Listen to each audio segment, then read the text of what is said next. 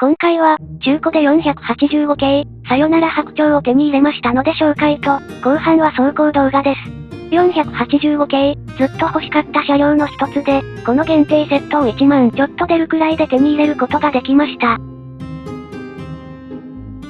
外箱が汚いのですが、ガシガシ走らせて遊びたいタイプなので中身が良ければ問題なし。蓋は戸に分かれています。モーターは2両についていました。中身のチェック。側面などは綺麗です。付属品はどうでしょう。ステッカー、説明書がないのが少し痛いです。しかし、ボディマウントカプラーになっています。これは嬉しい。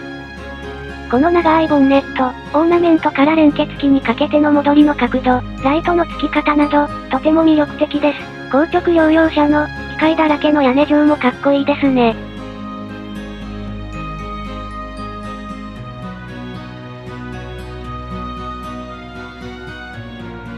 早速、室内灯をぶち込もうと思ったのですが、古いトミックスは、車輪の終電金具が省略でした。しばらく見送りです。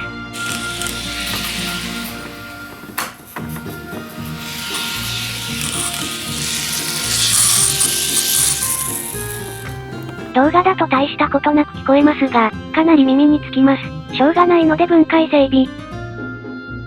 古い油をきれいに拭き取り、新しい油を注入します。加藤のオイルを使用しています。はっきりとはわかりませんが、今回の原因はギアボックスの支持部だった気がします。車体側にも注油します。あまりおすすめしませんが、今回はモーターのシャフトにも少しだけ注油しました。